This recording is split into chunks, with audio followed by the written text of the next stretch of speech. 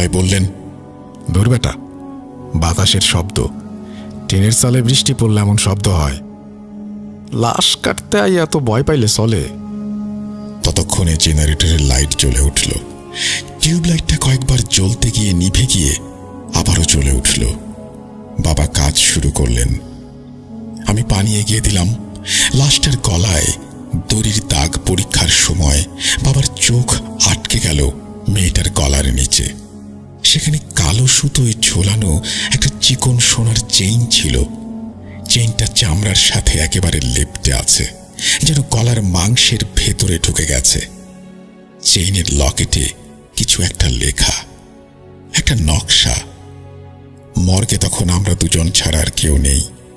শয়তান তখন বাবার মাথায় ভর করেছে। তিনি চেইনটা খুব সাবধানে, যেন কেউ বুঝতে না পারে এমন ভঙ্গিতে লাশের গলা থেকে খোলার চেষ্টা করলেন। আমি দেখলাম বাবা এ কি করছেন। আমি ফিসফিস করে বললাম, আব্বা, এইটা পুলিশের লিস্টে নাই, রাইখা দাও, ঝামেলা হইব। বাবা আমার দিকে তাকিয়ে চোখ রাঙিয়ে বললেন, চুপ থাক, পুলিশের লিস্টে নাই। পুলিশের লিস্টে থাকলে ওরা আগে নিয়ে যাইত। অভাবের সংসারে এইটুকু সোনার অনেক দাম। বাবা চেইনটা ছিঁড়ে ফেললেন না, বরং খুব কায়দা করে লকেটটা খুললেন। লকেটটা হাতে নিতেই বাবার হাতটা একটু কেঁপে উঠল, যেন জিনিসটা খুব ঠান্ডা বা গরম। কিন্তু ওটা উনি নিজের পকেটে ঢুকিয়ে ফেললেন তখনই।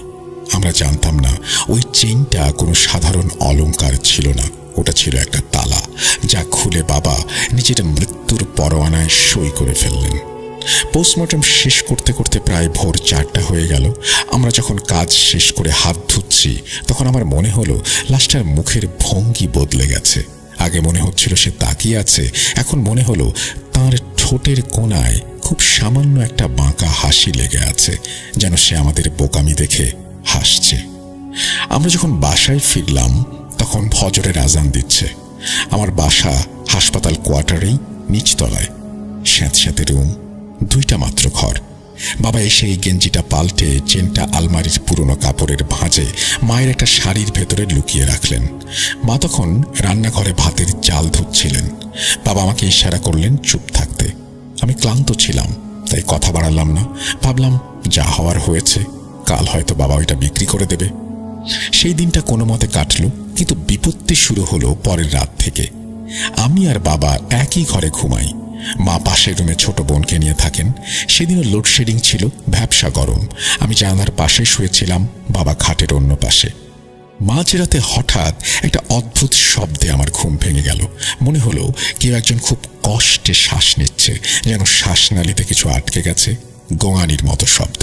আমি ধরফর করে উঠে বসলাম। মোবাইলটা বালিশের নিচ থেকে নিয়ে টর্চ জ্বালালাম। আলোটা বাবার উপরে পড়তেই আমি শিউরে উঠলাম। বাবা ঘরমাক্ত শরীরে বিছানায় ছটফট করছেন।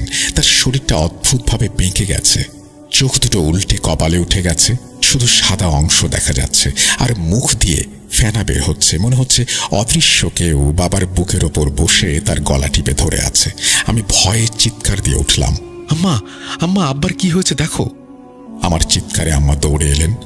মা এসে বাবাকে অনেক কষ্টে শান্ত করলেন, বাবার মুখে পানি ছিটিয়ে দিলেন।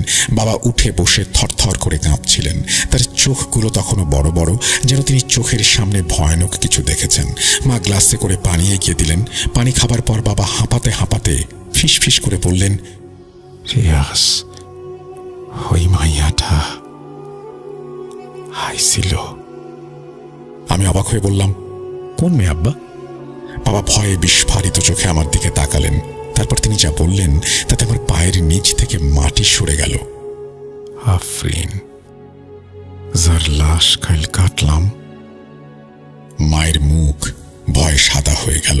মা ভাবলেন বাবা হয়তো লাশের চিন্তায়, স্ট্রেস থেকে দুঃস্বপ্ন দেখছেন। মা বললেন, তুমি সে চিন্তা করতেছ?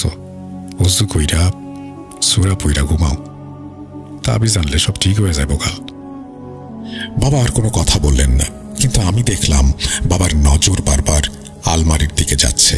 তিনি আর ওই রাতে ঘুমাতে পারলেন না। সারা রাত তিনি বিড়বিড় করে দোয়া পড়তে লাগলেন। কিন্তু ব্যাপারটা সেখানেই শেষ হলো না, বরং ওটা ছিল শুরু। পরের